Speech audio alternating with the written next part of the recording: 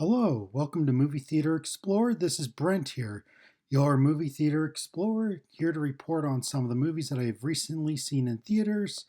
Um, I know it's been a bit since I last recorded an actual episode like this. The last episode I did was just going through my top 10 of the year and our top 10 personal favorites of the year, because obviously I know everyone has a different top 10, including me, and obviously my top 20 most anticipated of this year. So, so now I want to go back to obviously making mild modifications here and there, but continuing with my regular schedule, as we should put it. So basically, I'm going to start off with this. I'm just going to go through um, a bunch of movies that I had recently seen in theaters within the last, I think it's about a few weeks. Yeah, about a few weeks, and then I will also just do a quick run through of a bunch of movies that I watched in my home theater. So, and again, I should note, I'll probably explain a little bit more of some thoughts of how I'm looking at doing things going on with these episodes. So, anyway, but let me just start with let's go to all the regular stuff. I'll start off with the movies that I watched, and again, I do have a couple of these that are Christmas movies because, yeah, we were still in the midst of Christmas. And so one of the first ones that I saw was Home Alone. So I have a local movie theater or that was playing Home Alone for a night, and so I went to go see it, and that was really fun. It was definitely it's a small, very small theater, but it was very packed, and yeah, it definitely hearing quite a bit of the laughs and just a lot of the enjoyment. It was great sharing the experience with a lot of people. Um, if you're one of those that has never seen it, I do highly recommend checking this one out. It is a classic. Even if you want to just wait till next Christmas to check it out, I'm pretty sure there are ways to find it to watch it. But yeah, hopefully maybe they might just put it back in theaters for all we know next Christmas. Anyway, it is a very good movie, definitely a lot of laughs, and hearing the score by John Williams is always great. One of the things that I actually really liked, um, it's when they go into the chapel, or Kevin McAllister goes into the chapel and is hearing the choir singing, singing and all that. Um, and that just hearing all of it just fill all the speakers was just awesome. So, okay, that's my first one. Another one I saw, it's another movie that was just playing in some on a few movie theaters. It was playing in Regal theaters, and so I went to a Regal cinema that I have not too far from me. It is a little bit further than a lot of my other theaters, so I don't really go to Regal. But anyway, but I did make a bit of a drive, like I'd say about a half an hour to go see Klaus. It's another Christmas movie. It's a movie that's playing on Netflix, and so I wanted to see this in theaters. I missed it when I think it had a limited screening in theaters when it first came out, and this is back in 2019.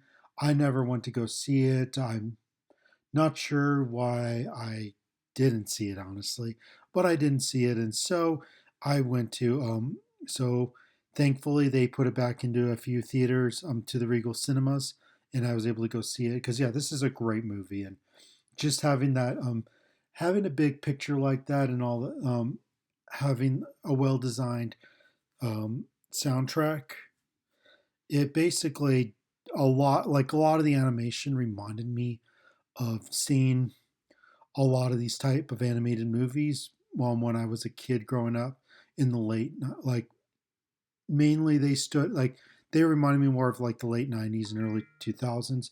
And I should note that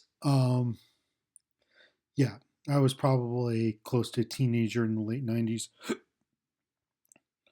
But anyway, but still that experience is still it was still very nostalgic for that reason. And Again, this is another one of those that if you haven't seen it, I do highly recommend checking it out. This is one that's totally worth seeing. Okay, to be honest, from there, that's kind of it for the. Um, oh no, I do have.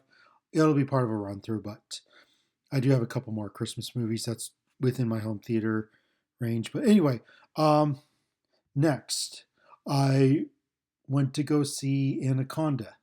So I was visiting my parents and I decided to go check out Anaconda at a very nearby theater next to them. It is not. It is definitely more. I think it was a cheap theater that was converted into a first run theater because since there's not really any cheap theaters anymore, so the quality of the presentation wasn't necessarily great. It sounded fine. Like to be honest, it sounded fine. Nothing like that was too distracting. The picture quality was definitely a little bit not the greatest. I think when it got to dark sequences, it was a little hard to see some of the stuff. So, but regardless, that that's just that's just a local theater. And but as far as the movie was concerned, honestly, I had a fun time watching it.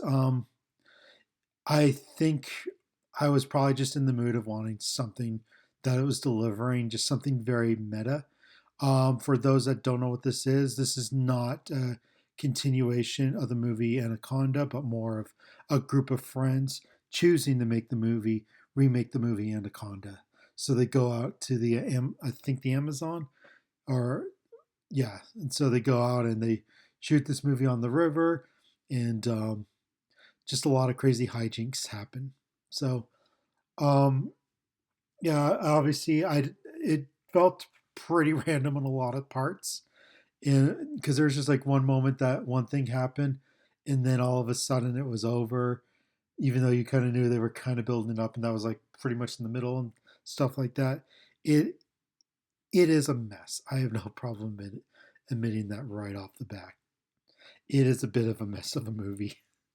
But I did get quite a bit of laughs out of it, and honestly, I would say if anything, the last 20 minutes was the big highlight for me, where um, just where the craziness got cranked up a little bit, and it was just a lot of fun, and just um, there were there was one big cameo and another quick cameo. Um, we'll just leave it at that in case you do want to check it out. I'd say if you're going for like a $5 Tuesday or a cheap Tuesday or a discount day or whatever, I think this is worth seeing in theaters. It's fun. It's a fun time, even amongst its problems. So that's that's me on that one. Um, the next one I saw was David. I actually went to go see this on Christmas Day with my family, with a good amount of my family, and so it's a new movie by Angel Studios. It is an animated movie. Um, I really liked the King of Kings that came out um, early early last year. Anyway, so obviously it's not in the same style. It's just a computer animated movie, and it's about David from the Bible and some of his childhood. I so one of the big ones is David and Goliath, and probably a few other the stories of David's life. Not all of it, of course, but certain parts of it. But anyway, I enjoyed the movie. Had good morals and all that, and just someone that's trying to do good and all that. Anyway, and I did like the animation. I should note the theater that I went to. Um, I was looking at it and just like the scenes were really bright. So I'm just sitting there. I'm like, they must have like we must have had a projector that had HDR in it. And again, it wasn't a premium movie theater or anything like that, or a premium auditorium. That's what I should be clear on. Premium auditorium. So regardless, it was still pretty cool to see it that way. But yeah, it was. I enjoyed the movie. I enjoyed the story, And so, if you're looking for a movie to take your family to, I think this is still playing, and I do highly recommend checking it out. Um, so there's that. The next is the Stranger Things finale. Um, so I don't know if you guys are aware, but so obviously for the last 10 years we had Stranger Things playing on Netflix.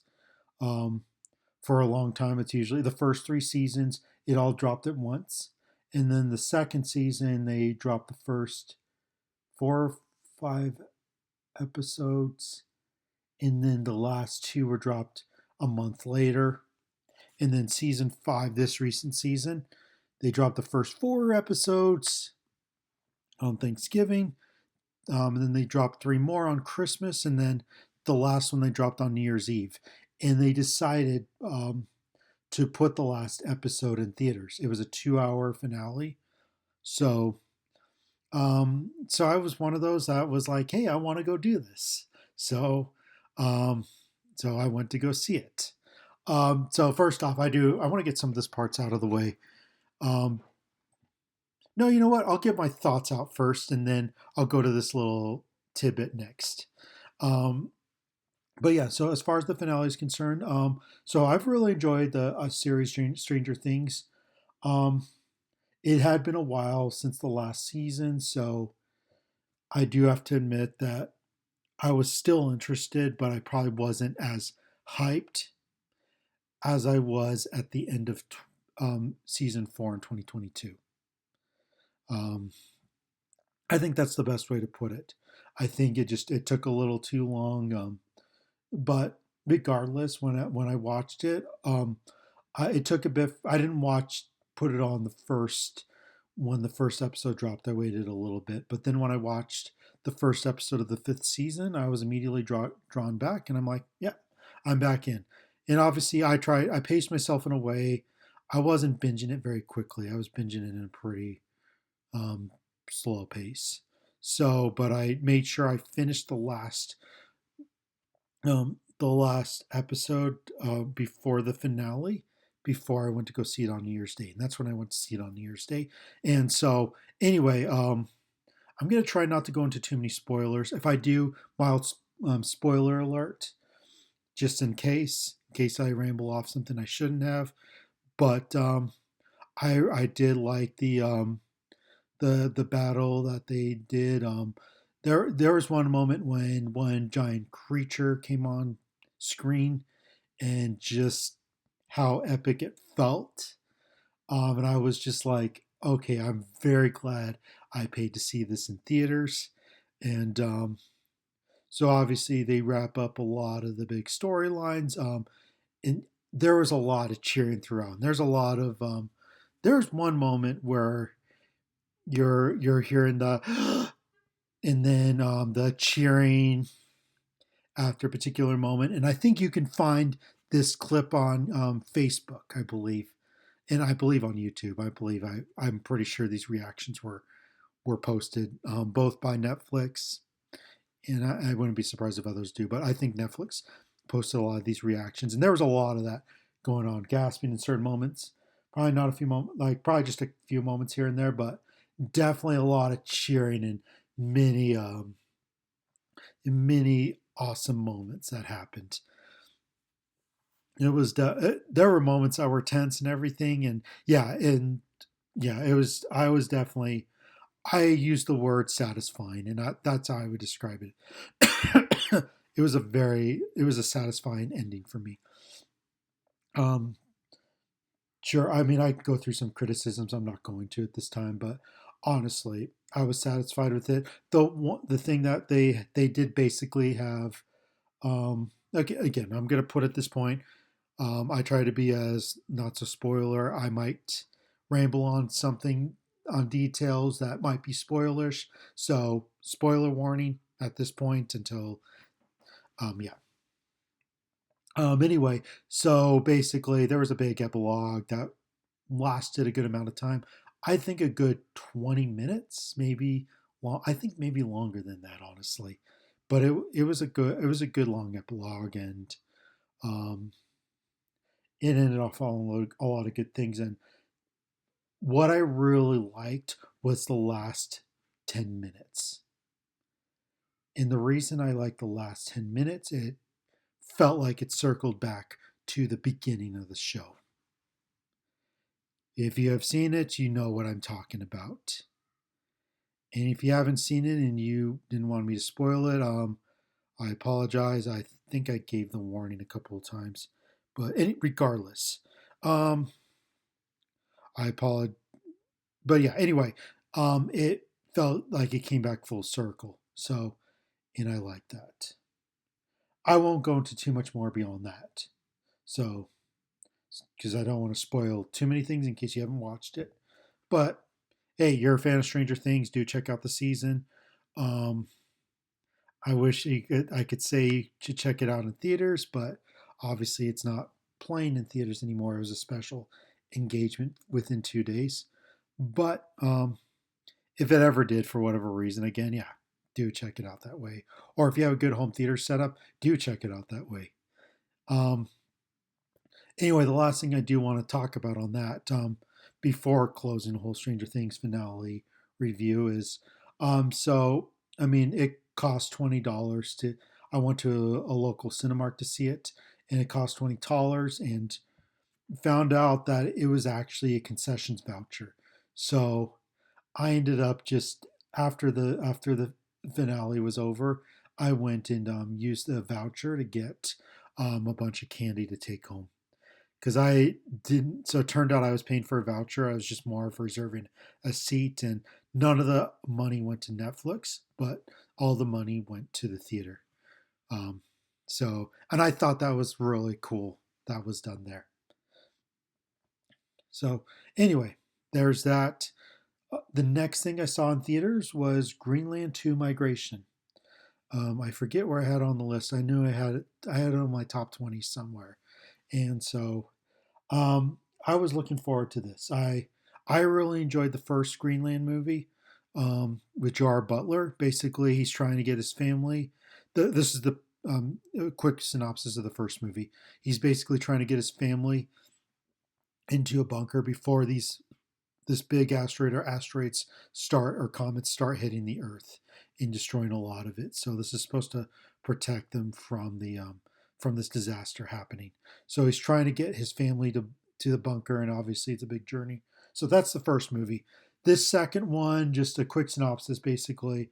It's 5 years later, and he's trying to um, get his family into another part outside the bunker that's basically safe. We'll put it that way. Um, and obviously the trailers look cool. It's just a lot of bonkers disaster sequences, and yeah, the disaster sequences were great. Um, and there are definitely quite a few tense moments that happened throughout the movie.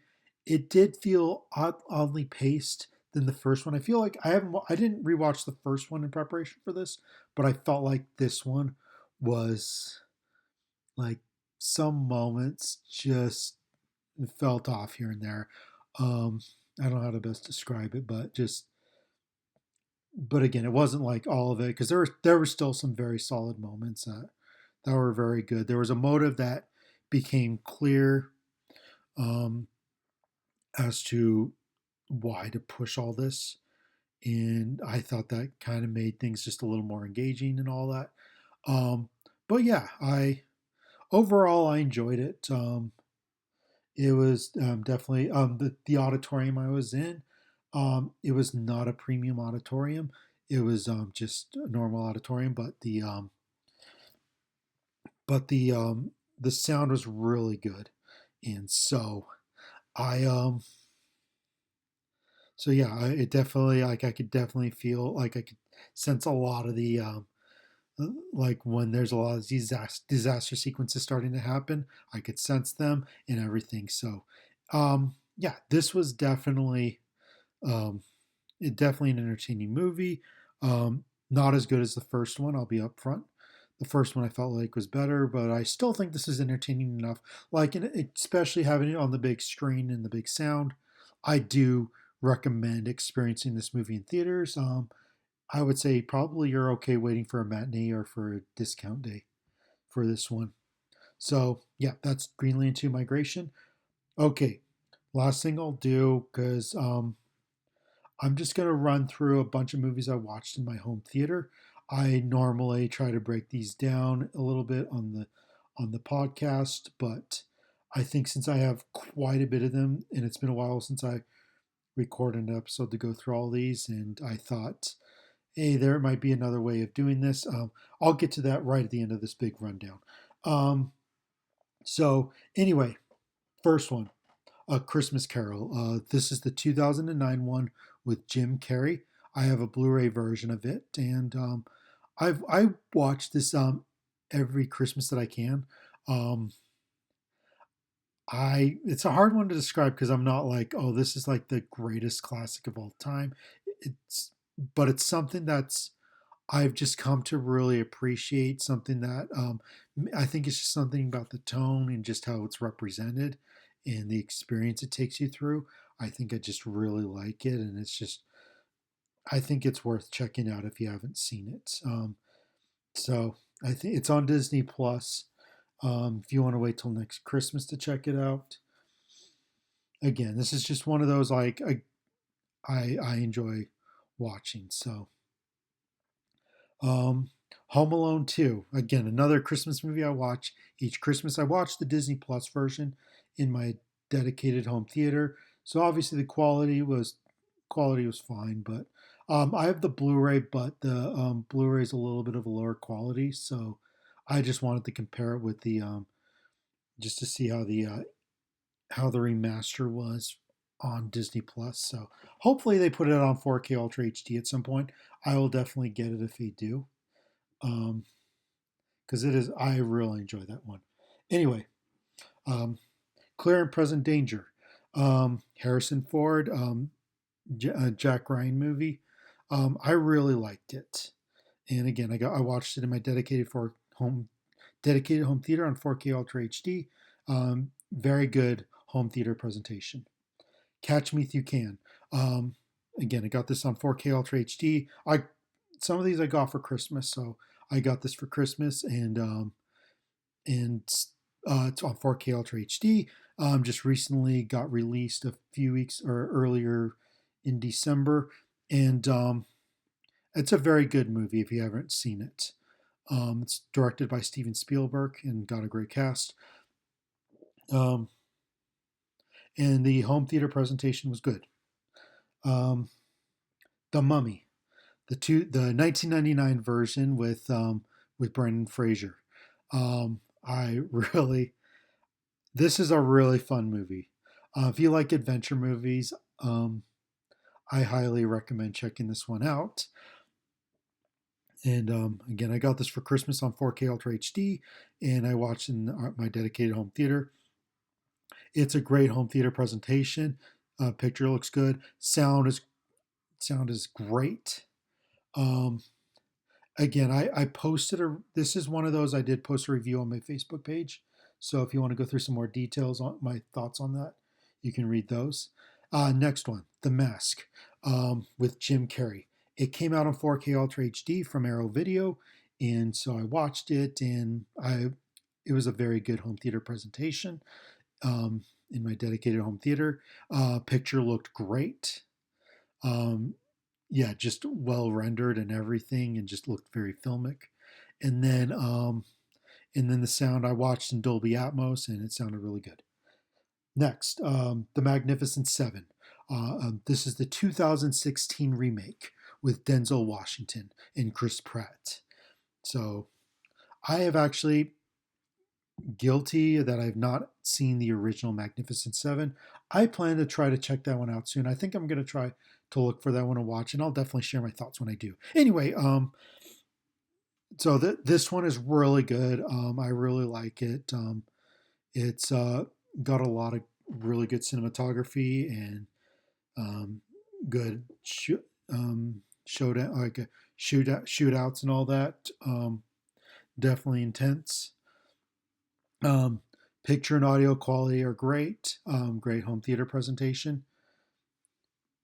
The Sum of All Fears. Again, 4K. This is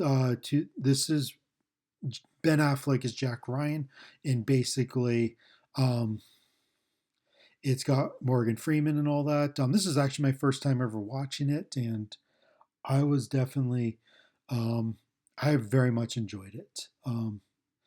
It's definitely well paced.